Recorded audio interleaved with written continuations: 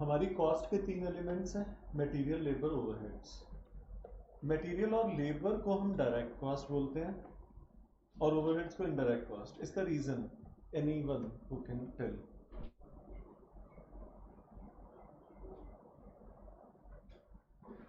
Anyone who has an idea why material and labor are called direct costs and overheads as indirect costs?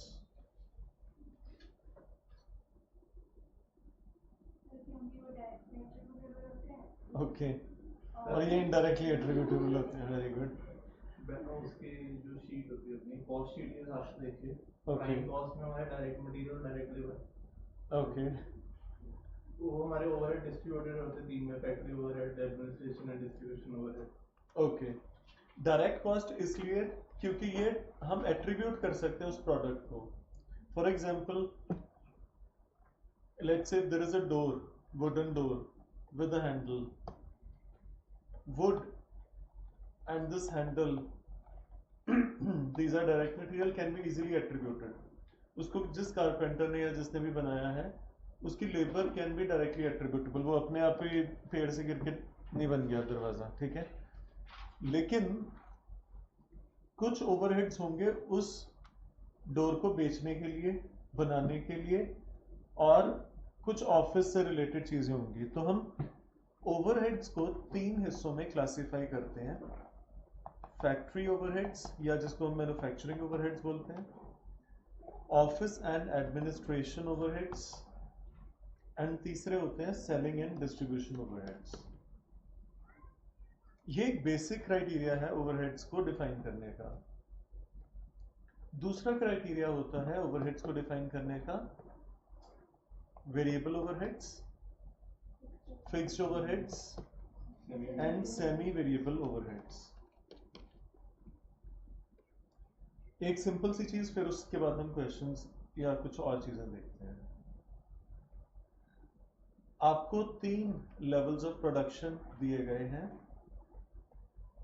पहले में आप 10,000 units बनाते हैं, दूसरे में 15,000 यूनिट्स बनाते हैं, एंड थर्ड में 50,000 यूनिट्स बनाते हैं। आप एक कॉस्ट है उसका नाम है X. I am not naming that cost, it could be rent, it could be indirect material, it could be anything, it could be office salary, accounts department की salary, anything, but the cost is 1 lakh rupees if you are manufacturing 10,000 units. The cost is 1 lakh rupees if you are manufacturing 15,000 units, and the cost is 1 lakh even if you are manufacturing 50,000 units. Is it variable, fixed और semi variable? Fixed. आपने ये fixed कैसे define किया कि ये fix रहती है, change नहीं होती despite change in the level of production. हमने सिर्फ नाम पे नहीं जाना कि रेंट है तो फिक्स्ड है, सैलरी है तो फिक्स्ड है, ऐसे नहीं देखना। हमने ये देखना कि अमाउंट का क्या हो रहा है, तभी मैंने उसको एक नाम दिया एक्स।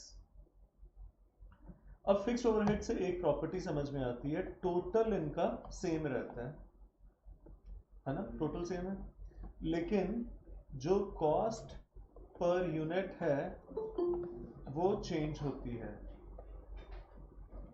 कॉस्ट पर यूनिट कैसे चेंज होगी? इन the first case the cost will be 1 lakh divided by 10,000 units, 10 rupees. In the second case 1 lakh divided by 15,000 कितना हो जाएगा? कम हो जाएगा उससे, ओके। एंड थर्ड में 1 lakh divided by 50,000 will be 2। तो cost per unit will change, the total cost will remain the same. That is, these are the two properties for fixed overheads. If there is a cost y and for manufacturing 10,000 units you are paying 30,000 rupees, for manufacturing 15,000 units you are paying 45,000 rupees, and for 50,000 units you are paying 1,50,000 rupees. I think I've already given the answer. What sort of overheads are these? Variable. Variable की property क्या है? इसका total same रहता था, इसमें total change होता है, लेकिन पर यूनिट पर आर कुछ भी दिया हो तो वो सेम रहता है। इस केस में कितना सेम है? 3।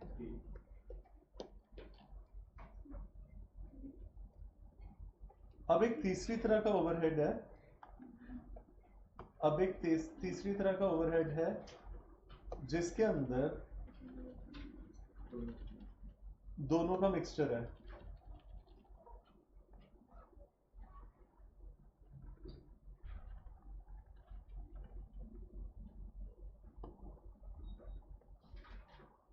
मैं पहले ही बता देता हूँ, ये सेमी वेरिएबल ओवरहेड होगा क्योंकि अब तीसरा वही बचता है। अब उसके अंदर एक कैलकुलेशन करनी पड़ेगी मुझे, तो फिर आप उसको फाइंड आउट करेंगे कि कितना कितना वेरिएबल हिस्सा है, कितना फिक्स है। कुछ लोगों को आइडिया होगा कैसे करना है, बट वो चुप रहेंगे। ठीक है, 40,000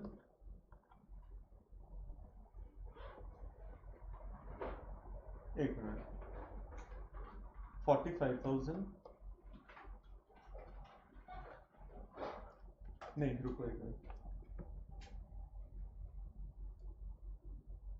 55,000 सॉरी। आई थिंक अगर इतने से भी कर लें तो हम इसको फाइंड आउट कर सकते हैं। ठीक है, तो आप बता सकते हैं कि ये सेमी वेरिएबल है क्योंकि ये फिक्स तो दिख नहीं रहा और पर यूनिट सेम नहीं है, तो ये वेरिएबल भी नहीं है, तो हम इसको नाम देते हैं सेमी वेरिएबल, जिसको हम अब बांटेंगे वेरिएबल और फिक्स के बीच में। इसको बांटने का कुछ भी क्राइटेरिया समझ में आ रहा है? कितना कितना वेरिएबल होगा, कितना फिक्स होगा, कितना होगा? 3 रुपीज के अकॉर्डिंगली वेरिएबल होगा और 10,000 फिक्स होगा। ये इसको कैसे हमने बांटा? Okay.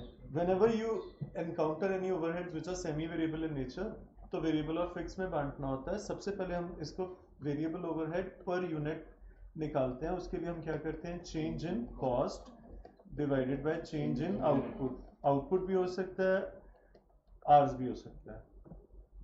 कॉस्ट में डिफरेंस इज 15,000, यूनिट्स में डिफरेंस इज 5,000, तो 3 rupees per unit is variable. अब अगर 40,000 की कॉस्ट सेमी वेरिएबल है जिसमें वेरिएबल पार्ट भी है और फिक्स पार्ट भी है, variable part will be 10,000 multiplied by 3, 30,000 and fix will be the remaining amount 10,000। यहां तक समझने में किसी को दिक्कत? Is it clear? Online people, are we clear till here? What about others? Okay,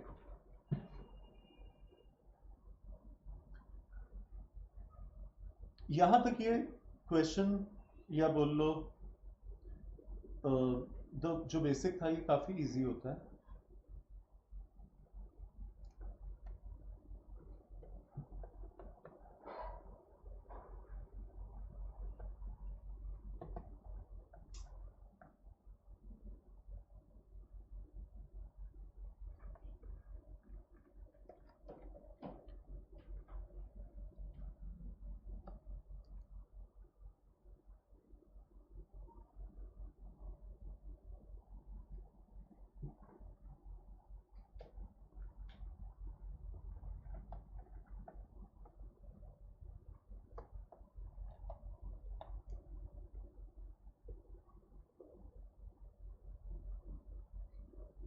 overhead absorption rate क्या होता है?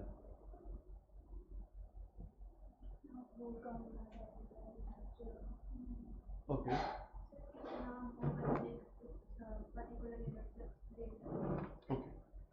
at the beginning of the year, at the start of the year,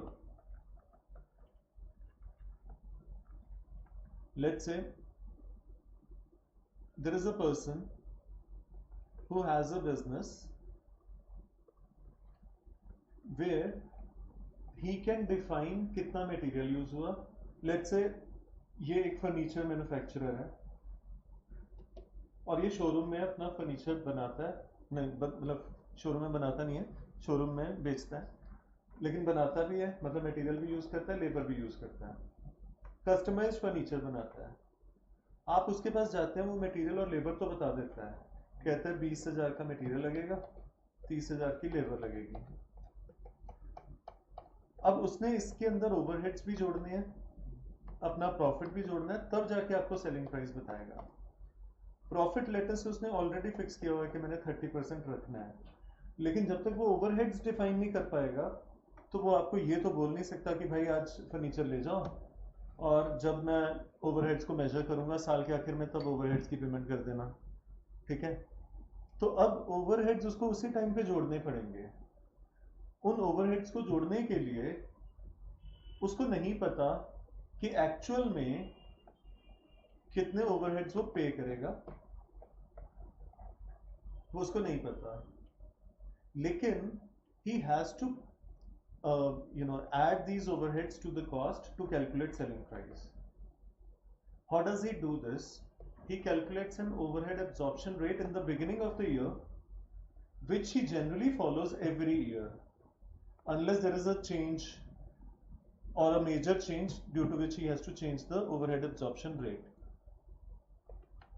ये overhead absorption rate निकालने के लिए अलग अलग methods हैं। जितना मटेरियल यूज होता है उसकी परसेंटेज भी हो सकती है ओवरहेड एब्जॉर्प्शन रेट, जितना लेबर यूज हो रही है उसकी परसेंटेज भी हो सकती है, प्राइम कॉस्ट की परसेंटेज भी हो सकती है, लेबर आर रेट भी हो सकता है, मशीन आर रेट भी हो सकता है, कुछ भी क्राइटेरिया हो सकता है। ये हमने पढ़ने हैं अभी, इसलिए मैं इसको बहुत ज्यादा इलेबोरेट इस टाइम पे नहीं कर रहा। सिर्फ इतना समझना है कि overhead absorption rate start of the year define होता है और हर बार कोई भी बंदा उससे काम करवाने आता है तो उस पर्टिकुलर क्राइटेरिया को यूज करते हुए वो ओवरहेड्स जोड़ता है, टोटल कॉस्ट कैलकुलेट करता है, अपना प्रॉफिट एलिमेंट जोड़ता है और सेलिंग प्राइस उसके सामने रख देता है। तो ओवरहेड एब्जॉर्प्शन रेट निकालना एक बहुत इंपॉर्टेंट पार्ट है, लेकिन ये ओवरहेड एब्जॉर्प्शन रेट निकाल के क्या जो वो फाइनेंशियल अकाउंटिंग के अंदर एक्चुअल में पे कर रहा है, इनकर कर रहा है, क्या कॉस्ट अकाउंटिंग में जितना भी उसने ओवरहेड एब्जॉर्प्शन रेट यूज किया क्या ये हमेशा बराबर होगा? अगर तो बराबर होता है तो फिर वही चीज है कि जैसे मैंने आपको क्वेश्चन बोले थे और किसी का कोई भी इशू नहीं आया था तो that was a win win situation for both of us. ठीक है, मेरे को टाइम नहीं लगाना पड़ा, आपको टाइम और इसके ऊपर नहीं लगाना पड़ा, आपने बोला बहुत इजीली सॉल्व हो गए थे कल वाले क्वेश्चंस। तो ऐसी सिचुएशन एक आइडियल सिचुएशन है जो आज क्लास में हुई, बट ये बड़ी अनबिलीवेबल सी सिचुएशन है कि फाइनेंशियल अकाउंटिंग और कॉस्ट अकाउंटिंग, मैंने आपके ऊपर नहीं कहा, मैंने इसके ऊपर कहा, ये बड़ी अनबिलीवेबल सिचुएशन है कि फाइनेंशियल अकाउंटिंग और कॉस्ट अकाउंटिंग में सेम ओवरहेड्स यूज हो रहे हैं। लेकिन खुशी जी बताएंगी अगर फाइनेंशियल अकाउंटिंग में 20,000 के ओवरहेड्स इनकर हो रहे हैं और कॉस्ट अकाउंटिंग में ओवरहेड एब्जॉर्प्शन रेट लगा के 30,000 के ओवरहेड्स हमने यूज किए, इज दिस ओवर एब्जॉर्प्शन और under absorption? This certainly is over absorption. That means you are absorbing more overheads than what you are incurring. तो हमेशा इसमें कंफ्यूज होती है, इसलिए मैं हर बार उसी से पूछता हूँ। हाँ, अगर फाइनेंशियल अकाउंटिंग में ओवरहेड्स इनकर्ड 15,000 है बट आपने 8,000 एब्जॉर्ब किए हैं, this is a case of under absorption. Absorption हम कहां से कैलकुलेट करते हैं? From the perspective of cost accounting. ठीक है, तो ओवरहेड एब्जॉर्प्शन रेट एक बहुत अच्छी चीज नहीं है क्योंकि ये आपको एक्चुअल फिगर नहीं बताती है। एंड में जाके आपको over absorption under absorption calculate करना पड़ता है। हमें ओवरहेड एब्जॉर्प्शन रेट निकालना एक मजबूरी है सिंपली। अगर हमें एक्चुअल में सब कुछ पता होता फिर हमारे लिए विन विन सिचुएशन होती। लेकिन अब इन ओवर और अंडर एब्जॉर्प्शन का किया क्या जाता है? अगर अंडर एब्जॉर्प्शन है इसका मतलब हमने कॉस्ट अकाउंटिंग में कम ओवरहेड्स दिखाए हैं। इसका मतलब जितना भी कम दिखाए हैं, जैसे इस केस में हमने कितने दिखाए थे? 10,000 कम दिखाए थे, तो 10,000 को हम कॉस्टिंग P&L में एज एन एक्सपेंस शो कर देते हैं एंड में जाके, क्योंकि अब प्रोडक्ट वाले तो प्रोडक्ट ले गए, अब हम उनके पीछे नहीं भाग सकते। तो ये खर्चा हमें शो तो करना पड़ेगा, लेकिन कहाँ पे करना पड़ेगा? हमारा नेट, जैसे हम नेट प्रॉफिट कैलकुलेट करते हैं P&L में, उस तरीके से ये खर्चा हमें as an expense दिखाना पड़ेगा, but we cannot show this in the cost of the product anymore because the people have run away with the products. We can't chase them. But if it is an over absorption, like in this case, 7,000,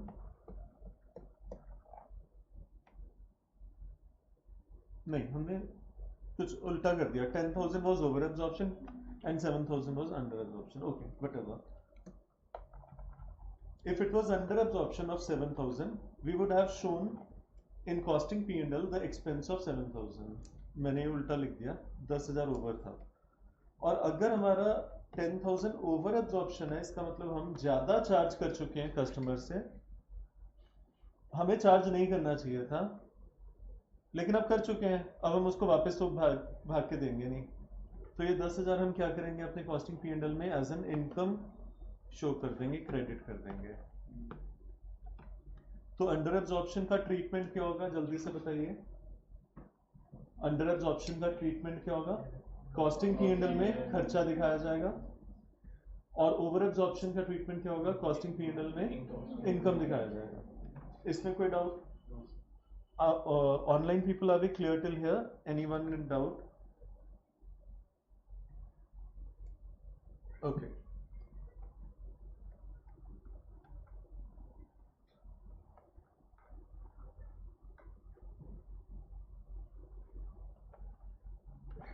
Anyone who can define what are production departments and service departments?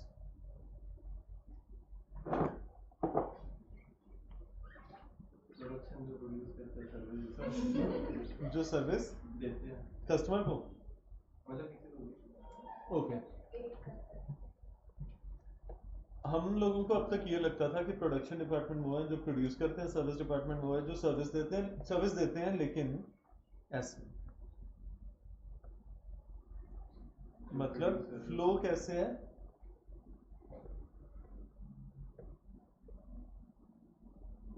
ऐसे है. If this is the customer, ठीक है, production department provides products or services to the ultimate consumer. Service department provides services to the production department.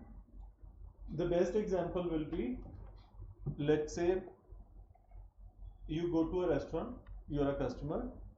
Production department is the one who is taking your order. The manager who prepares your bill. The one who serves you. सर्व करने वाला, order लेने वाला और bill बनाने वाला, 3 अलग लोग हैं. ये प्रोडक्शन डिपार्टमेंट का हिस्सा है. लेकिन क्या आप किचन में जाके देखते हैं कि क्या हो रहा है? वो जो बंदा प्रिपेयर कर रहा है मील, या इन डिपार्टमेंट्स को सर्विसेज प्रोवाइड कर रहा है, जैसे कि डिलीवरी वाला बंदा जो सामान डिलीवर करके जा रहा है, कुछ भी और, who is not facing the customer but is assisting the production departments, those departments are called service departments. Can you cite another example where you can find production departments and service departments in everyday life? Any other example? Okay, a simple, a coaching institute. ठीक है, I would be called as a production department. Let's say there are people to assist us. ठीक है, so those people will be called as service department because they don't directly come and provide you services. What another example can you find?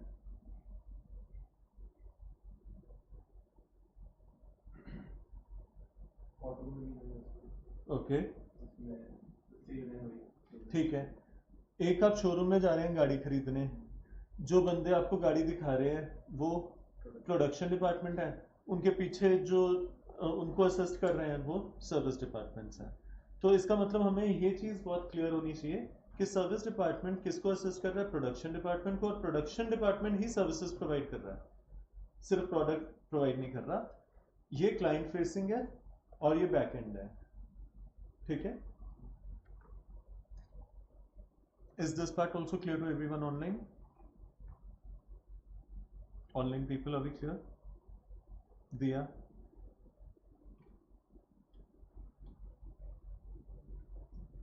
Yes, sir. Okay.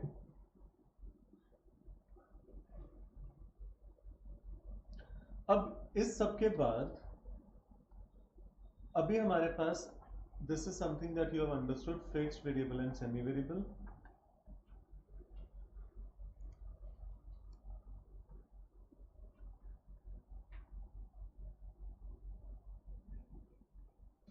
एक दो words और हैं फिर हम आते हैं इस पे.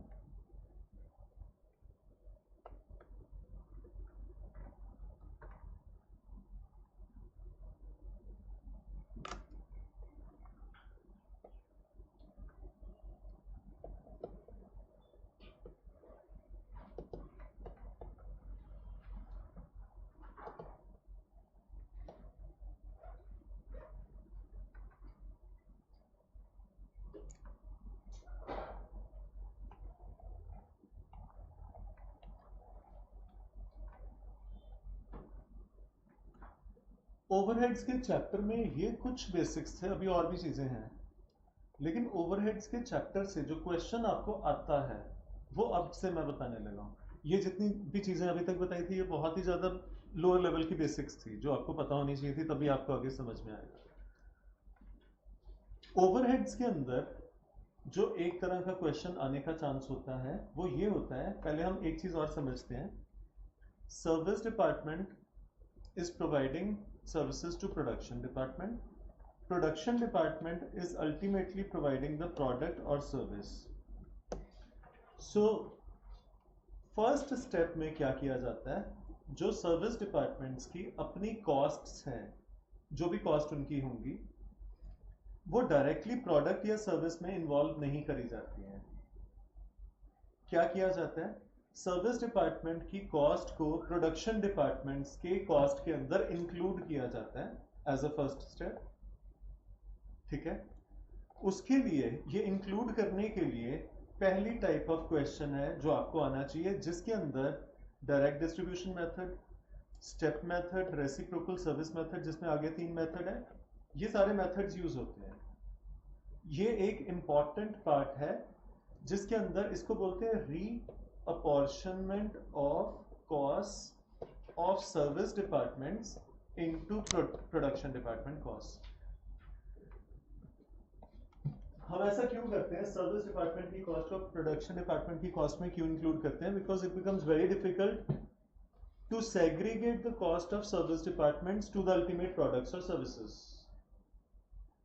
ठीक है, तो पहले स्टेप में हम क्या करते हैं, सर्विस डिपार्टमेंट की कॉस्ट को प्रोडक्शन डिपार्टमेंट की कॉस्ट में ऐड करते हैं, जिसके लिए ये सारे मेथड्स हैं जो मैंने आपको अभी दिखाए थे. ये मेथड्स बहुत इंपॉर्टेंट हैं, इनको ढंग से करना है बिकॉज यहां से क्वेश्चन आता ही आता है.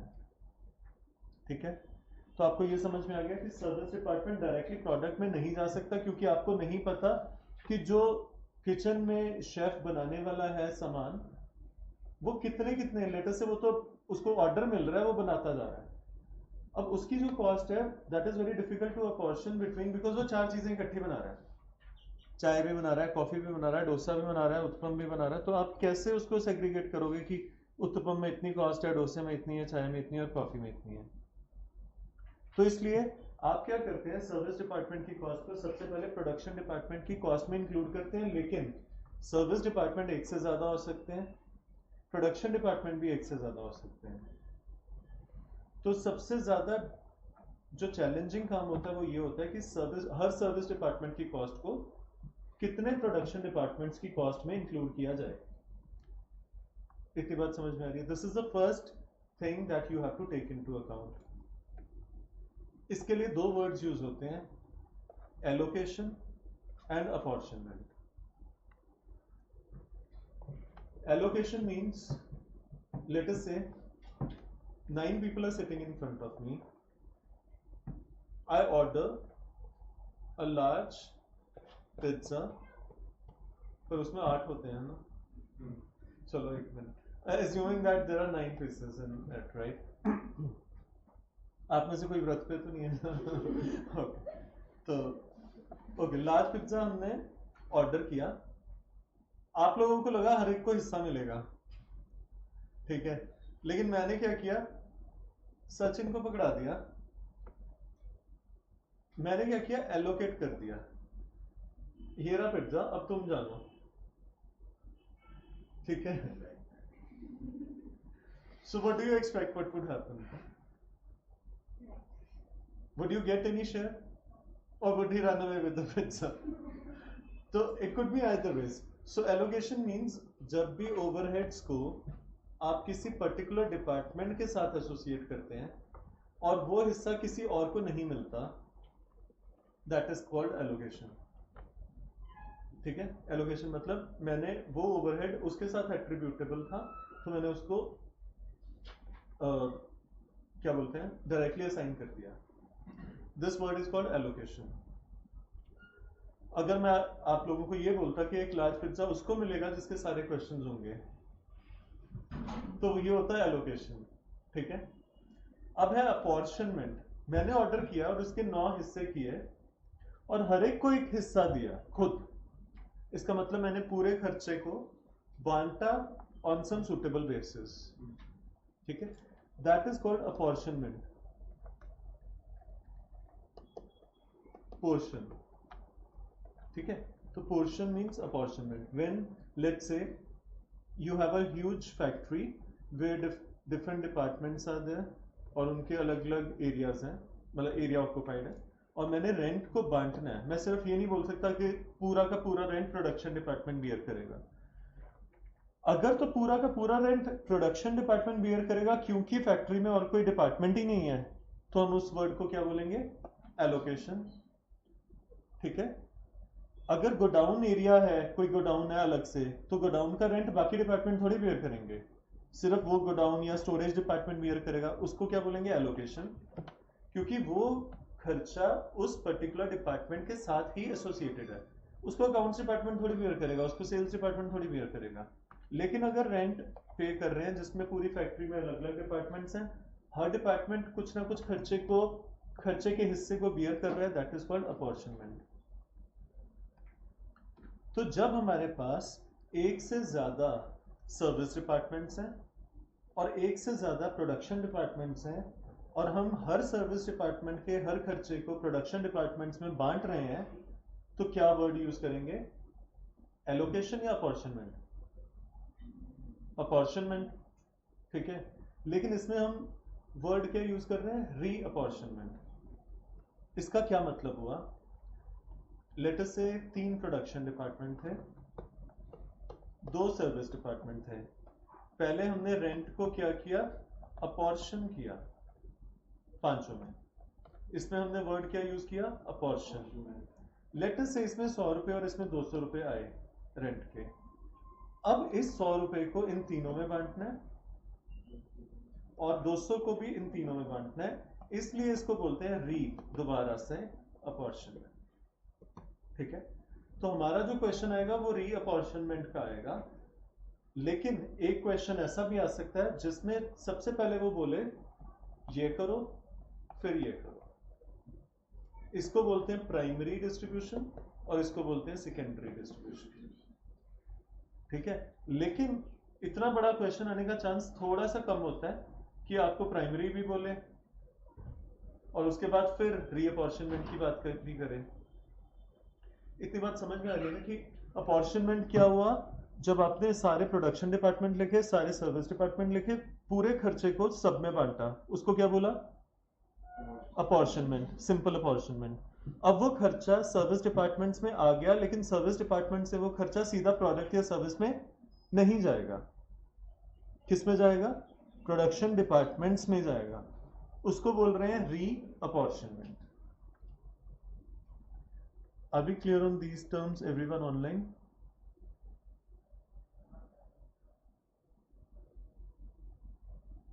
Okay. So, in these steps, or you can say in these methods, the word, as you can see here, is reapportionment. ठीक है. तो हमें क्या करना है, रीअपॉर्शनमेंट वाले क्वेश्चंस पे काम करना है। सभी को इतना बात समझ में आ रही है? इन रीअपॉर्शनमेंट के लिए हमारे पास 5 मेथड्स हैं। पहला है डायरेक्ट डिस्ट्रीब्यूशन, सेकंड है step down method, step ladder method भी बोलते हैं इसको।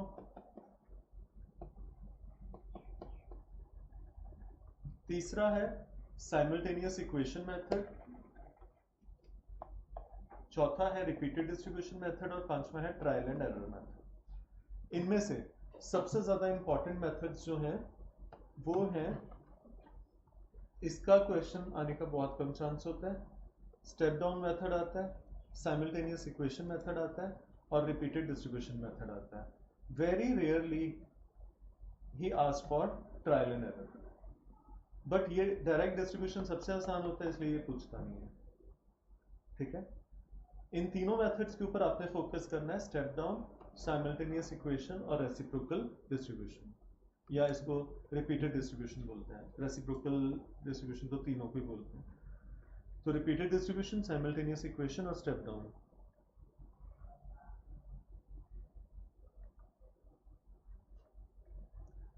इसके अलावा ये ओवरहेड एब्जॉर्प्शन का ये रेट्स निकालना, मशीनर रेट निकालना, ये दूसरी तरह का क्वेश्चन होता है, इसके ऊपर भी हम काम करेंगे। फिर ओवर एंड अंडर एब्जॉर्प्शन को कैसे ट्रीट किया जाएगा इसके ऊपर काम करेंगे। लेकिन सबसे पहले इस पार्ट को यहीं पे रोकते हुए we are coming down to some questions. Whatever I told you is the first type of practical questions of this chapter, but this is not the end of this chapter. ठीक है, overhead absorption rate निकालना तक हमें करना है, लेकिन अभी तक अगर मैं उसकी थ्योरी साथ में बताऊंगा तो ये वाली चीज थोड़ी सी मिस करोगे।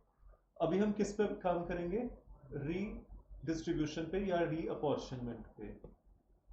रीअपॉर्शनमेंट किसकी होगी, सर्विस डिपार्टमेंट की कॉस्ट प्रोडक्शन डिपार्टमेंट्स में इंक्लूड करने के 5 मेथड्स। सबसे पहले कौन सा था, direct distribution method. I think ये एक ही क्वेश्चन है जिसके अंदर सारे मेथड्स हैं। Direct method, step down method और रेसिप्रोकल डिस्ट्रीब्यूशन मेथड में तीनों आ गए। इसके अंदर प्राइमरी डिस्ट्रीब्यूशन भी है और सेकेंडरी डिस्ट्रीब्यूशन भी है। पहले क्वेश्चन समझते हैं, फिर देखते हैं कि कैसे इसको करना है। ओवरहेड्स का चैप्टर एक ऐसा चैप्टर है, आपको इसके अंदर ओवरहेड्स के चैप्टर में standard costing, marginal costing, budgetary control, कहीं से भी कोई भी क्वेश्चन मिल रहा है करने के लिए तो करना है। ये चारों बेहद इंपॉर्टेंट चैप्टर्स हैं। मार्जिनल बहुत कंपैरेटिवली इजी है, इसमें कुछ एक दो मेथड्स में थोड़ी सी डिफिकल्टी है, ये थोड़ा मुश्किल चैप्टर है। बजटरी कंट्रोल काफी इजी है। ठीक है, ये दोनों कंपैरेटिवली इजी टू डू हैं। इसके अंदर एक या दो मेथड्स थोड़े से डिफिकल्ट होते हैं। सबसे पहले एक चीज अंडरस्टैंड करनी है, प्रोडक्शन डिपार्टमेंट अगर कोई वेजेस पे करता है, इसको हम डायरेक्ट लेबर लिख सकते हैं। क्या ये ओवरहेड है प्रोडक्शन डिपार्टमेंट के लिए? नहीं। लेकिन अगर सर्विस डिपार्टमेंट वेजेस को पे कर रहा है, सर्विस डिपार्टमेंट के लिए तो वो डायरेक्ट कॉस्ट है। ठीक है, लेकिन जब सर्विस डिपार्टमेंट की वो कॉस्ट प्रोडक्शन डिपार्टमेंट में इंक्लूड होगी, तो प्रोडक्शन डिपार्टमेंट के लिए वो वाली कॉस्ट इनडायरेक्ट बन जाएगी। इतनी बात समझते हैं सब लोग? ऑनलाइन वालों दोबारा सुनो। प्रोडक्शन डिपार्टमेंट किसी तरह की कोई डायरेक्ट कॉस्ट इनकर करता है, जैसे कि वेजेस, तो वो उसकी प्राइमरी कॉस्ट में इंक्लूड होगा, या प्राइम कॉस्ट जिसको बोलते हैं, प्राइमरी नहीं बोलते, प्राइम बोल देते हैं, प्राइम कॉस्ट में इंक्लूड होगा। लेकिन सर्विस डिपार्टमेंट अगर कोई डायरेक्ट कॉस्ट जैसे कि वेजेस इनकर करता है, उसके अपने लिए तो वो डायरेक्ट कॉस्ट है, लेकिन जब वो कॉस्ट प्रोडक्शन डिपार्टमेंट की कॉस्ट में इंक्लूड होती है, तो वो प्रोडक्शन डिपार्टमेंट के लिए इनडायरेक्ट कॉस्ट बन जाती है। ठीक है, क्वेश्चन क्या कह रहा है उसको देखते हैं। Direct wages, direct material, 3 production department नजर आ रहे हैं और 2 सर्विस डिपार्टमेंट। ये जो वेजेस हैं, ये जो मटेरियल है, ये तीनों इनके लिए डायरेक्ट हैं।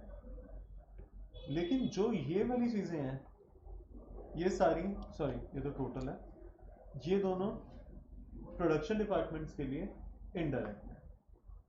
इनडायरेक्ट मटेरियल, इनडायरेक्ट वेजेस, ये तो आपको ओवरहेड्स नजर आ ही रहे हैं। अब वो कह रहा है यहां तक ये ऑलरेडी हमें एलोकेटेड दिए गए हैं। We already have an idea किसमें कितना डायरेक्ट मटेरियल है, कितना इनडायरेक्ट मटेरियल है, वेजेस है, वो सब। इसके नीचे इसने कुछ चीजें बतानी शुरू करी जो रुपीज में नहीं है। Area, book value of machine चलो रुपीज में है, number of employees, machine hours, number of light points, ये चीजें हमें बतानी शुरू करी गई हैं क्योंकि उसने नीचे कुछ खर्चे दिए हैं जैसे कि रेंट।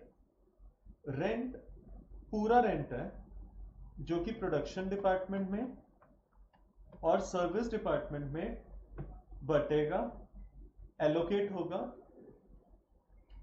लेकिन इस रेंट को किस बेसिस पे हम एलोकेट करते हैं, ये वो बेसिस है। इन बेसिस को हम बोलते हैं कॉस्ट ड्राइवर्स।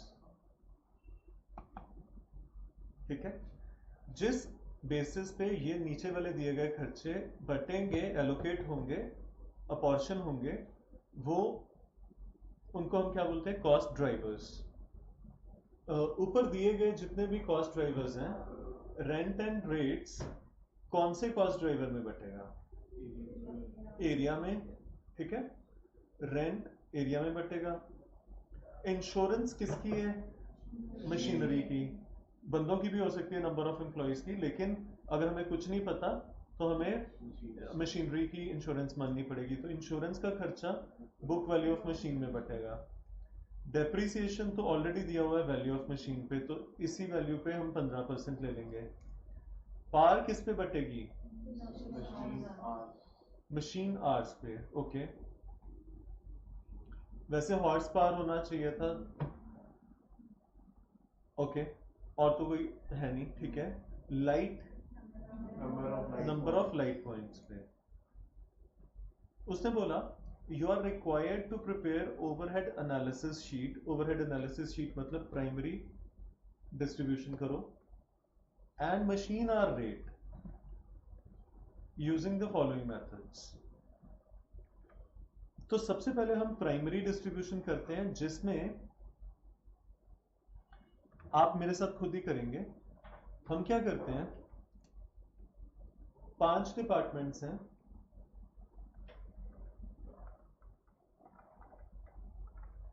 मैं इसको एक दूसरा कलर यूज कर रहा हूं ताकि आपको पता चले कि वो हम सर्विस डिपार्टमेंट के लिए यूज कर रहे हैं। हमारे पास है production, production, production, service and service. एक एक खर्चा उठाते जाते हैं इसमें से।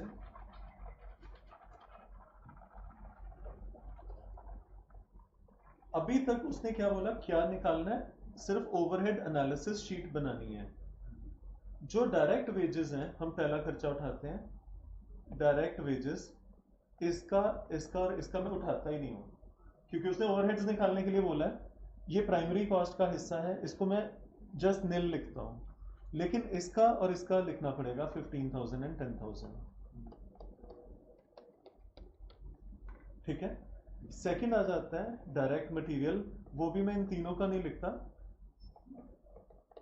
12,500 एंड 7,500। उसके बाद इनडायरेक्ट मटेरियल तो दोनों, चाहे वो प्रोडक्शन डिपार्टमेंट है चाहे वो सर्विस डिपार्टमेंट है, दे आर ओवरहेड्स।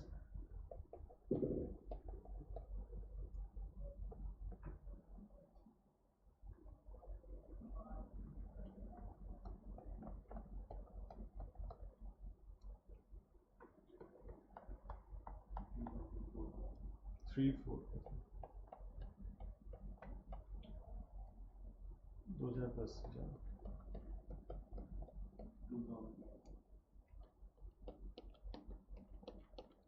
ऑनलाइन वालों इतना समझ में आया सभी को कि हमें डायरेक्ट वेजेस डायरेक्ट मटेरियल सिर्फ सर्विस का उठाना था और जो इनडायरेक्ट मटेरियल इनडायरेक्ट वेजेस था वो सभी का उठाना था।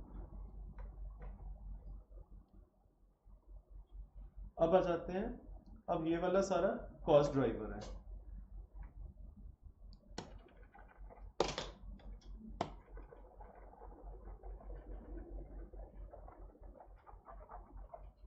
सबसे पहला खर्चा है रेंट एंड रेट्स। ये है 12,500 का। इसको हमें डिस्ट्रीब्यूट करना है एरिया के बीच में इस रेशो में।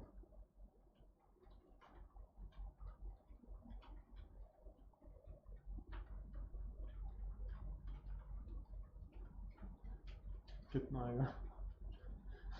कैलकुलेटर नहीं लेके आए। 1136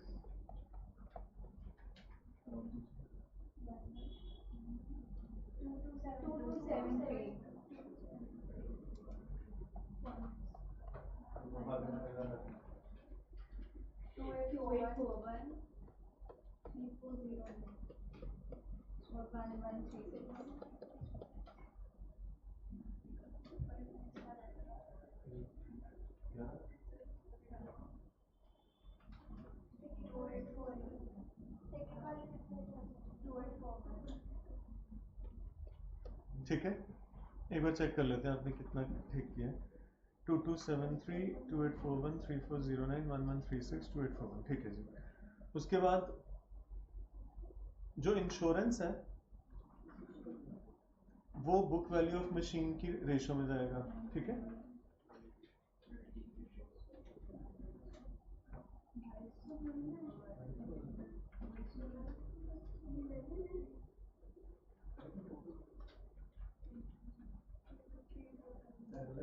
थ्री 350 400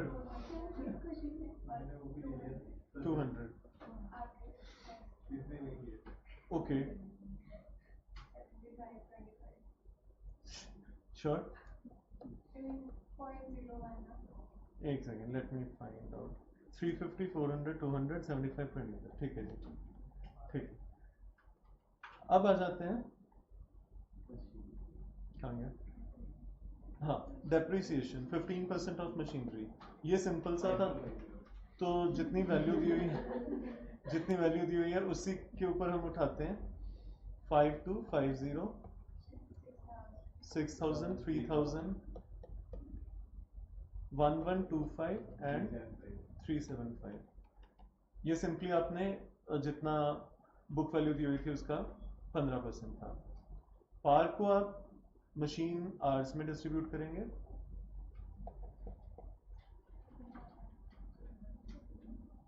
सभी को पता है ना कैसे करना होता है? मतलब 3800 मल्टीप्लाइड बाय 5000 डिवाइडेड बाय 24,000। 792। एक काम करते हैं, everyone understands this right? And light को लाइट पॉइंट्स में बांटना है। ठीक है, अब हम इसके ऊपर इतना वो नहीं करते हैं। अगर आपको आइडिया है कि कैसे वो किया जाता है तो let me come to the point. And the next one is light.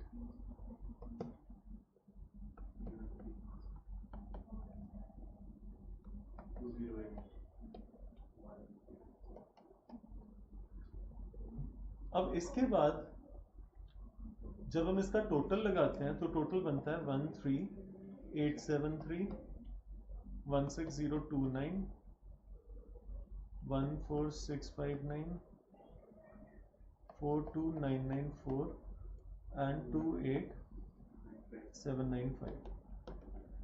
जो अभी तक हमने किया इसको हम बोलते हैं प्राइमरी डिस्ट्रीब्यूशन। प्राइमरी डिस्ट्रीब्यूशन में कोई भी मेथड यूज नहीं हो रहा, जो वो 5 मेथड्स थे। ठीक है, अभी तक हमने क्या किया? सिर्फ कॉस्ट ड्राइवर फाइंड आउट किया और सारे प्रोडक्शन डिपार्टमेंट्स और सारे सर्विस डिपार्टमेंट्स के इनडायरेक्ट खर्चों का टोटल लगाया। इसमें हमने डायरेक्ट वेजेस डायरेक्ट मटेरियल इसलिए नहीं लिया क्योंकि हमें सिर्फ ओवरहेड चाहिए थे, और इनके मटेरियल और वेजेस प्रोडक्शन डिपार्टमेंट के लिए ओवरहेड्स थे, इसलिए हमने उनको चूज किया। ये कॉस्ट इनकी अपनी है तीनों की, ये वाली, ये वाली और ये वाली। इसका हमने कुछ नहीं करना, ये एज सच ही रहेगी। लेकिन वो जो 5 मेथड्स थे रीअपॉर्शनमेंट के, उन पांचों मेथड्स को यूज करते हुए, एक एक मेथड को एक एक टाइम पे यूज करते हुए, इन दोनों कॉस्ट को, मतलब S1 और S2 की कॉस्ट को हमें किस में बांटना है? P1 P2 P3 में। मतलब S1 की कॉस्ट 42,994 को भी P1 P2 P3 में बांटना है, S2 की कॉस्ट को 28,795 को भी P1 P2 P3 की कॉस्ट में बांटना है। ये हमारा मेथड, पांचों मेथड्स यूज होंगे। इसको हम प्राइमरी डिस्ट्रीब्यूशन तक अभी तक हमने किया।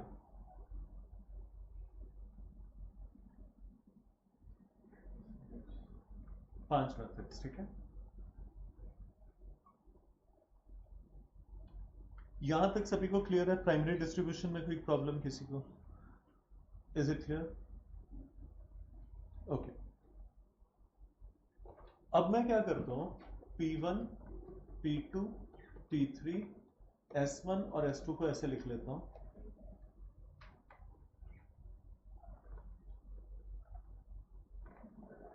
इनकी जो ओवरहेड्स की कॉस्ट है जो अभी हमने निकाली, और उसको लिख लेता हूं जो कि हमारे पास आई थी प्राइमरी डिस्ट्रीब्यूशन के बाद।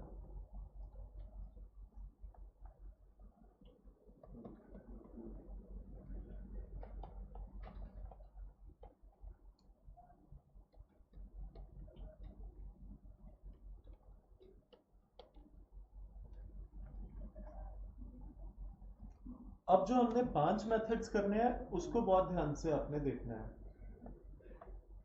ठीक है। पांचों मेथड्स को बहुत ध्यान से देखना है। सबसे पहला मेथड है डायरेक्ट मेथड। उसने क्या लिखा हुआ है? Direct method, assuming that overheads of service departments apportioned to production departments on the following basis: S1 machine hours, S2 number of employees। ये machine hours पे जाएगा और ये number of employees पे जाएगा। अब हम आ जाते हैं यहां पे,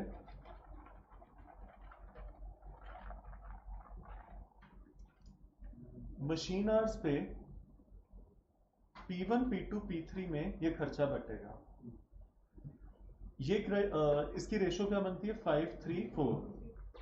तो ये वाला जो खर्चा है 5:3:4 में बटेगा, और दूसरा है नंबर ऑफ एम्प्लॉइज जो कि बटेगा 100, 125, 85। तो आपने क्या लिखना है यहां पे? सर्विस डिपार्टमेंट 1, और यहां पे लिखना है on the basis of machine hours.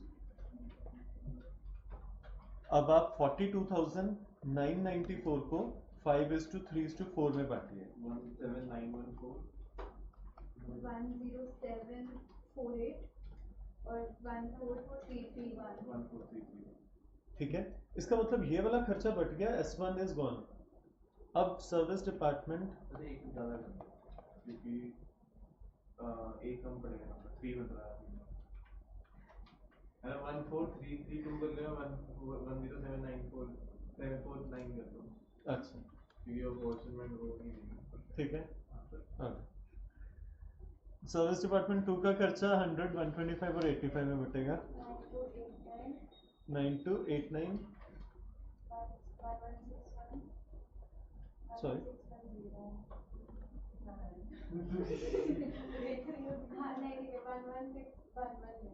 अच्छा ठीक है,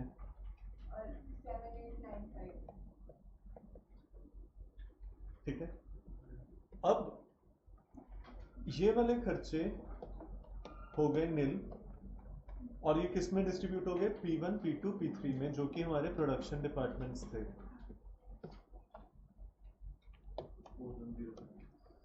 अब इनका जो नेट खर्चा आएगा वो इन तीनों का सम टोटल आएगा 4107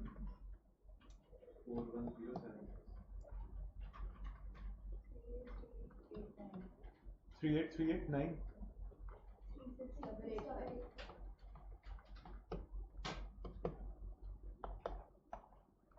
ये था पहला मेथड, डायरेक्ट मेथड, जो पेपर में नहीं आता। ठीक है, 41076 38 जो भी है हमारा सेम आ रहा है। एक मिनट, अब उसने क्वेश्चन में आपसे एक चीज और बोली हुई है,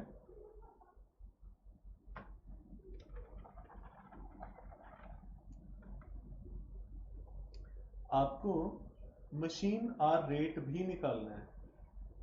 मशीन आर रेट का मतलब है जितने मशीन आवर्स हैं, जैसे 5000, 3000 और 4000, इनका जितना जितना खर्चा आ रहा है इसको 5000 से डिवाइड कर देंगे, इसको 3000 से डिवाइड कर देंगे और इसको 4000 से डिवाइड कर देंगे, तो आपके पास मशीन आर रेट आ जाएगा, खर्चा डिवाइडेड बाय मशीन आवर्स। ठीक है, जब आप मतलब डिवाइड करेंगे तो 8.21 ये इतना आ जाएगा। ये पहला मेथड था जिसके थ्रू हमने सर्विस डिपार्टमेंट के खर्चे को रीअपॉर्शन किया प्रोडक्शन डिपार्टमेंट्स में और मशीन आर रेट निकाला। Is everyone clear on the first method? Everyone online?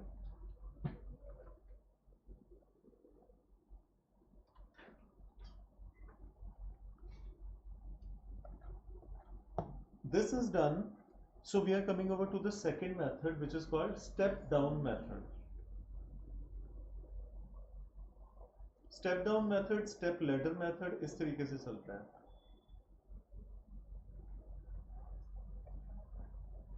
आप ऐसे हो और आपने स्टेप वाइज चढ़ना है, तो पहले आप एक सीढ़ी चढ़ेंगे, फिर दूसरी सीढ़ी चढ़ेंगे, फिर तीसरी चढ़ेंगे। आप ऐसे तो नहीं करेंगे ना कि पहले 2 स्टेप्स चढ़े फिर वापस आ गए, फिर एक स्टेप और चढ़े फिर 2 स्टेप्स नीचे आ गए, ऐसा तो नहीं करते हैं। ठीक है, मतलब अगर आप शरारती तत्व नहीं है या आपका टॉप फ्लोर काम कर रहा है, then you climb the stair like this. So step down method is you take one step at a time, then you don't come back, you leave that step and then go to the next step. So leaving that previous step is important. इसका मतलब जो बोलते हैं ना, जो भी हो गया वो हो गया, leave the past. So that way it is the second method, step down method. He says, assuming that overheads of service departments are apportioned to production and other service departments on the following basis, starting from S1 to S2. अब इसका क्या मतलब हुआ, पहले मैं ये बता देता हूँ। इसको स्टेप डाउन मेथड बोलते हैं। P1, P2, P3, S1, S2। Start कहाँ से करना है? S1 से। तो हमने क्या करना है, जो सर्विस डिपार्टमेंट 1 का खर्चा था जो कि 42,994 था, वो हमने P1, P2, P3 and other service department में बांटना है। ठीक है, इसका मतलब S1 का खर्चा नील हो जाएगा पहले स्टेप में। इसमें 2 स्टेप बनेंगे क्योंकि 2 सर्विस डिपार्टमेंट है। अगर 3 सर्विस डिपार्टमेंट होते तो 3 स्टेप बनते, 4 होते तो 4 स्टेप बनते। पहले स्टेप में क्या करना है, उसने क्या बोला, according to the question as well, he says आपने सर्विस डिपार्टमेंट का खर्चा प्रोडक्शन और बाकी के सर्विस डिपार्टमेंट्स में बांटना है। इसका मतलब P1 में, P2 में, P3 में और S2 में वो खर्चा पहले स्टेप में बटेगा और this will be gone, S1 खत्म हो जाएगा। अगले स्टेप में S2 का खर्चा other service departments and production department में बंटना है। इसका मतलब P1, P2, P3, S1 तो ऑलरेडी जा चुका है, तो दूसरे स्टेप में S2 का खर्चा सिर्फ P1, P2, P3 में बटेगा और फिर हम इसका टोटल कर देंगे, right?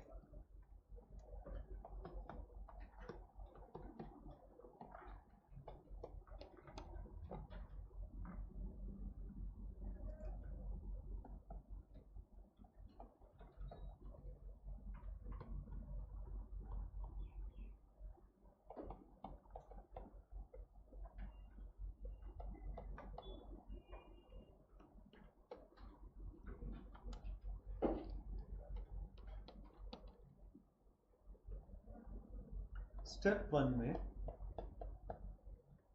According to the question he says S1 का खर्चा मशीन आवर्स में बंटना है। तो हम मशीन आवर्स के ऊपर आते हैं। मशीन आवर्स किसके उठाने हैं? P1 के, P2 के, P3 के और S2 के, क्योंकि S1 का खर्चा बंटना है तो S1 के आवर्स नहीं उठाने। तो हम इस खर्चे को 5:3:4:6 में बांटेंगे। 5 3 6 4। एक बार करिए।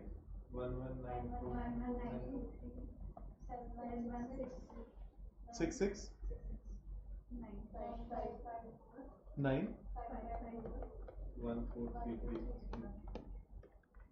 ठीक है, क्लियर है सभी को? तो हमने क्या किया, जिस स्टेप में जिस सर्विस डिपार्टमेंट का खर्चा बांटना था उसके आवर्स नहीं उठाए। सभी को स्टेप 1 समझ में आता है? Online people? Okay, so in the first step we have 11943, इतना ही आ रहा था, 71669554 एंड इतना। अब आफ्टर स्टेप 1 हमारा खर्चा कितना बन जाता है? ये तो डिस्ट्रीब्यूट हो गया, मेरे को ऐसे लिखना चाहिए था 42994 माइनस में, ताकि ये 0 बन गया। अब इसका खर्चा 43126 हो जाता है। अब 43126 को हम कैसे बांटेंगे? Number of employees. बट हम अब नंबर ऑफ एम्प्लॉइज किसके चुनेंगे? जो बचे हुए डिपार्टमेंट्स हैं वो सिर्फ ये 3 है, क्योंकि ये ऑलरेडी चला गया, इसका खर्चा बटेगा। तो हमारे पास रेशो आ जाती है 100, 125 एंड 85।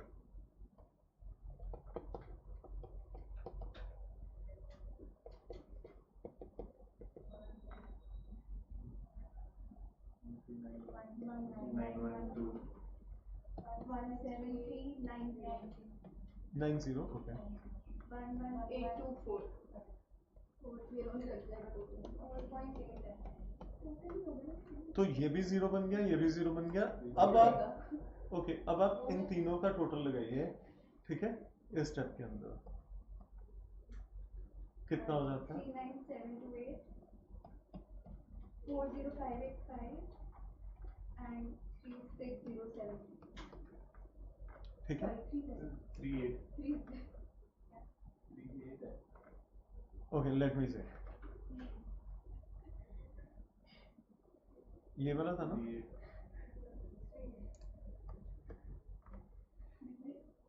ठीक है,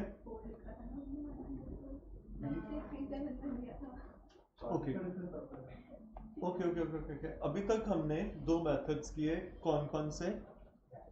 direct method, step down. Direct method में क्या किया था हमने? S1 का खर्चा सीधा P1 P2 P3 में जा रहा था, S2 में जा रहा था उसमें नहीं। इसका मतलब S1 का खर्चा P1 P2 P3 में जा रहा था और S2 का खर्चा भी P1 P2 P3 में जा रहा था। लेकिन स्टेप डाउन में अगर हमारा स्टेप ये था तो P1 P2 P3 S2 में जा रहा था और S1 खत्म हो रहा था। S2 का खर्चा अगले स्टेप में P1 P2 P3 में जा रहा था और किसी में नहीं जा रहा था।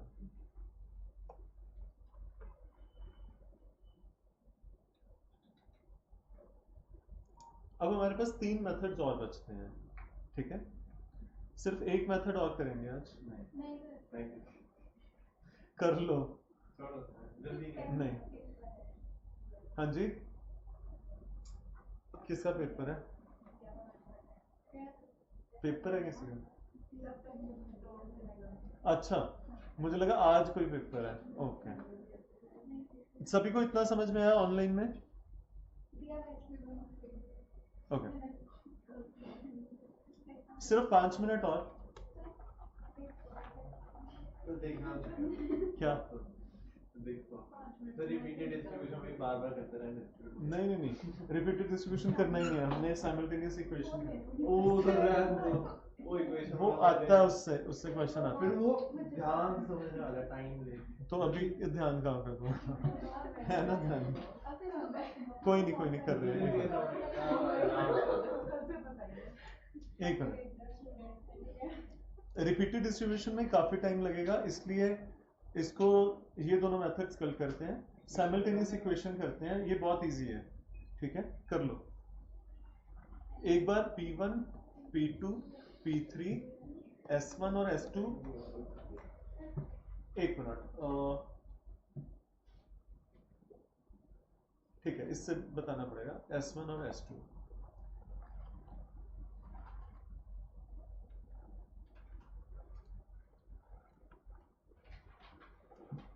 जो S1 का खर्चा है उसका 30% goes to P1 according to this, right. ये चीज आपको, ये परसेंटेज हमेशा दी होगी, तभी आप साइमल्टेनियस इक्वेशन मेथड लगा सकते हैं। 30, 40%, 20%। S1 का खर्चा S1 में तो जाएगा नहीं, S2 में जाएगा 10%, 10, 20, 50, 20 and 0. If you look carefully, S1 is also 100% का खर्चा कैसे बटेगा और S2 का भी 100% खर्चा कैसे बटेगा। अब इसके अंदर जब हम इक्वेशन बनाते हैं तो हमें एक चीज का ध्यान रखना है जहां पे कंफ्यूजन क्रिएट होती है।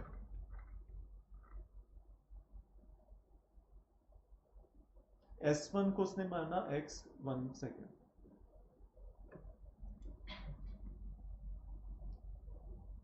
ठीक है, और y में उसने माना उसको, ठीक है।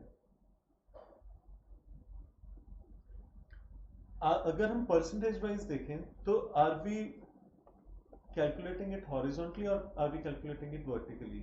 हॉरिजॉन्टली, मतलब S1 का खर्चा हॉरिजॉन्टली 100 बन रहा है, S2 का खर्चा हॉरिजॉन्टली 100 बन रहा है। सिर्फ इस चीज में कंफ्यूजन होती है, ये आपको ध्यान रखना है। S1 का खर्चा हॉरिजॉन्टली 100 बन रहा है ना, सब लोग समझते हैं ना, हॉरिजॉन्टल एंड वर्टिकल, ठीक है। तो S1 का कितना खर्चा S2 में जा रहा है? हाँ, S1 का 10% खर्चा S2 में जा रहा है, राइट, और S2 का 20% खर्चा S1 में आ रहा है। S1 का 10% खर्चा S2 में जा रहा है और S2 का 20% खर्चा S1 में आ रहा है, ठीक है। According to primary distribution S1 का टोटल खर्चा था 42994 एंड S2 का टोटल खर्चा कितना था 28795, ठीक है। यहां से आपने इक्वेशन बनानी है, ठीक है। अब आपने क्या करना है, S1 के खर्चे को आप S1 भी लिख सकते हैं, X भी लिख सकते हैं, मैं इसको S1 ही लिखता हूं और S2 लिखता हूं। इसका मतलब क्या हुआ, S1 का टोटल खर्चा क्या होगा, S1 का टोटल खर्चा होगा इसका अपना खर्चा plus share of S2। Similarly S2 का खर्चा क्या होगा, इसका अपना खर्चा एंड शेयर ऑफ S1 का खर्चा। क्लियर? S1 का 10% खर्चा S2 में जा रहा है, तो इसका मतलब S2 का खर्चा कितना होगा, इतना इसका अपना प्लस 10% ऑफ S1 का खर्चा। समझ आ रही है बात? यहीं पे तो कंफ्यूजन होती है, ये 20 नहीं है 10 है। S1 का कितना खर्चा S2 में जा रहा है, 10%। तो S2 का अपना खर्चा क्या हुआ, S1 का 10% प्लस अपना। इसमें कंफ्यूजन नहीं होनी चाहिए कि 20% नहीं करना, तभी मैं कह रहा था कि ये ध्यान से करना है। क्लियर है? ऑनलाइन वालों इसको बहुत ध्यान से करना, यहीं पे कंफ्यूजन हो जाती है। S1 का 10% खर्चा S2 में जा रहा है, तो S2 का अपना खर्चा कितना हुआ, जितना इसका अपना है, प्लस 10% S1 से आ रहा है। श्योर। सिमिलरली S2 का 20% S1 में जा रहा है, तो S1 का क्या हुआ, अपना खर्चा प्लस S2 का 20%। ठीक है, यहां पे 10 और 20 में कंफ्यूजन नहीं क्रिएट करनी, तभी मैं बोल रहा था कि ये हॉरिजॉन्टली चल रहा है, आप वर्टिकली देखना शुरू कर रहे हो कि S1 20%, हॉरिजॉन्टली देखना है। कोई डाउट इसमें? अब मैं इसको क्या करता हूं, S1 का टोटल खर्चा, इसका अपना खर्चा है 42994 प्लस 20% ऑफ S2। ठीक है, और S2 का टोटल खर्चा, इसका अपना है 28795 प्लस 10% ऑफ S1।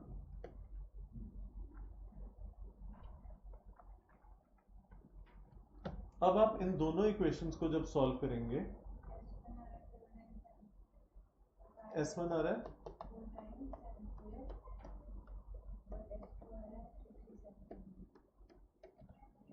ठीक है।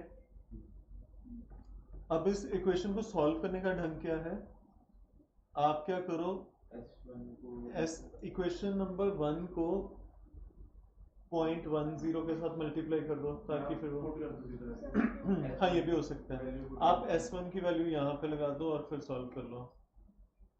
ठीक है, इक्वेशंस सभी को आती हैं सॉल्व करनी? मैथ्स, हाँ जी, ऑनलाइन वालों इसको कर सकते हैं। सिर्फ इसमें एक ही चीज की कंफ्यूजन होती है कि जो आपने की कि 10% किसका किस में जाएगा। एक बार यहां से अगर आप ध्यान से देखेंगे फिर से, इसमें कंफ्यूजन नहीं होनी चाहिए। S1 का 10% S2 में जा रहा है, तो S1 का 10% S2 में जा रहा है, S2 का 20% S1 में जा रहा है। ठीक है, तो S1 का क्या होगा, इसका अपना प्लस, एक मिनट आप बताएंगे कितना, 10% S2 का, और S2 का क्या होगा, इसका अपना प्लस 20% S1 का। ठीक है, जब आप इक्वेशन सॉल्व करेंगे तो आपके पास S1 और S2 ये आ जाएगा। अब सिर्फ 1 मिनट का और है काम, फिर आप आज के लिए you can be okay. Now this S1 and S2 जो हमने इक्वेशन से निकाला, this is a comprehensive expense. Now that means 49,748 33770। अगर हम इनका ओरिजिनल खर्चा देखें तो क्या था, 42,994 एंड 28,795। ठीक है, ये इससे बढ़ गया, ये इससे बढ़ गया। ठीक है, इसका क्या मतलब हुआ, ध्यान से सुनना। हमने डायरेक्ट मेथड में तो ऐसा कुछ नहीं किया था, S1 का खर्चा सिर्फ प्रोडक्शन में जा रहा था, S2 का खर्चा सिर्फ प्रोडक्शन में जा रहा था, उनका आपस में कोई लेना देना नहीं था। लेकिन अगर आप ध्यान से देखेंगे, सेकंड मेथड जो हमने किया था, स्टेप डाउन मेथड, S1 का खर्चा किस में जा रहा था, P1 P2 P3 and S2 में जा रहा था।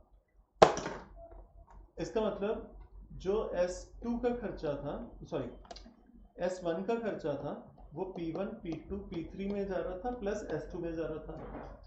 वही चीज अब हमने करी है थ्रू इक्वेशन, जिसके through some of the common expense has been included from S1 to S2 and from S2 to S1। ठीक है, which means 10% and 20% has been added. That means this method is a sum total of two methods actually.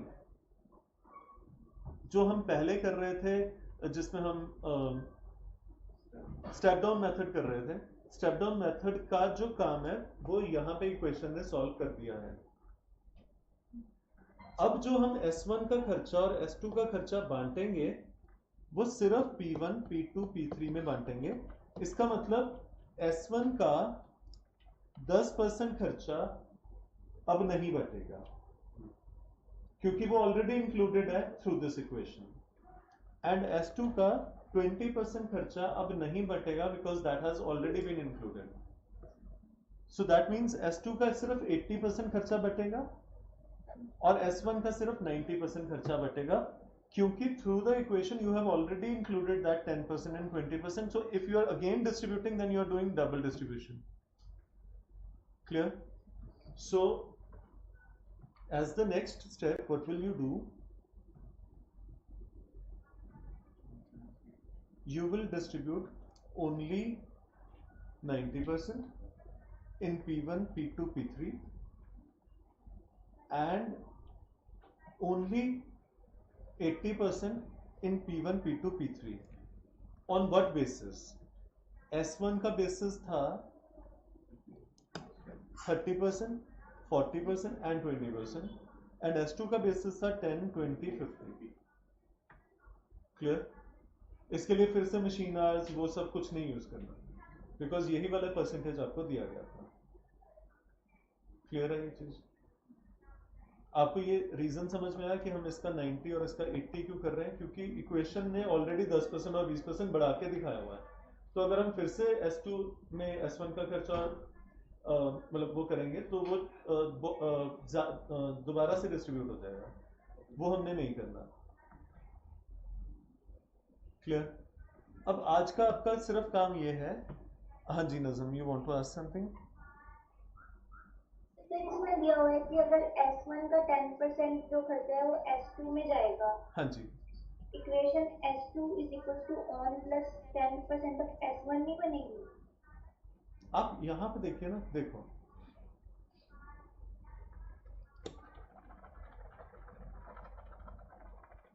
S1 का खर्चा 10% S2 में जा रहा है, S2 का खर्चा 20% S1 में जा रहा है.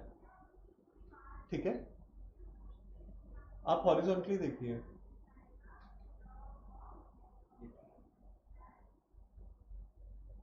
नज़म एक बार देखिए हॉरिजॉन्टली कैसे जा रहा है S1 का खर्चा. S1 का कितना परसेंट जा रहा है S2 में?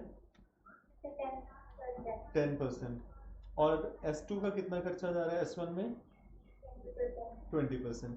तो S1 में मैं ऐसे लिख सकता हूँ ना, इसका अपना खर्चा प्लस S2 का शेयर, और S2 में लिख सकता हूँ इसका अपना हिस्सा प्लस S1 का शेयर. अब आप खुद ही मुझे बताइए, S1 को मैं S1 लिखता हूँ, इसका अपना प्लस आप मुझे बताइए S2 का कितना परसेंट S1 में जा रहा है? S1 का 10% S2 में जा रहा है ना, तो यहाँ पे 20% ऑफ S2 नहीं आएगा. आप मुझे देखो एक मिनट, आप कितना कह रहे हैं कि S2 का कितना शेयर जाएगा S1 में? 20%. ठीक है, S1 के अंदर S2 का 20% जा रहा है.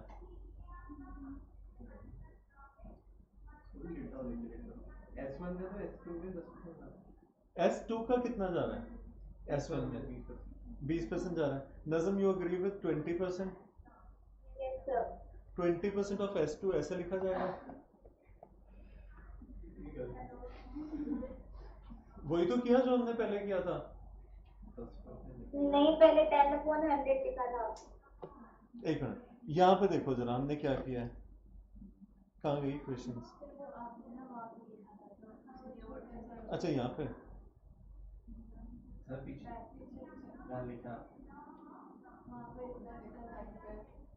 ये वाला. अच्छा अच्छा अच्छा अच्छा अच्छा अच्छा, यहाँ पे हमने कुछ और लिख दिया. ठीक है ठीक है, ऐसे ही होगा. ठीक है, तो S2 का 20% goes to S1 and S2 का अपना प्लस 10% ऑफ S1. बट हमने सॉल्व कब किया था? सॉल्व किया ही नहीं था, आप लोगों ने इक्वेशन सॉल्व करी थी. ओके ठीक है नज़म, ऐसे ही आएगा ना? ऐसे ही आएगा. नहीं ये देखो X is S1, 20% of S2 plus 42,000. S2 is equal to 10% of plus this.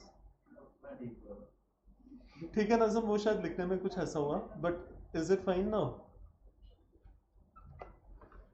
Yes, sir. Okay,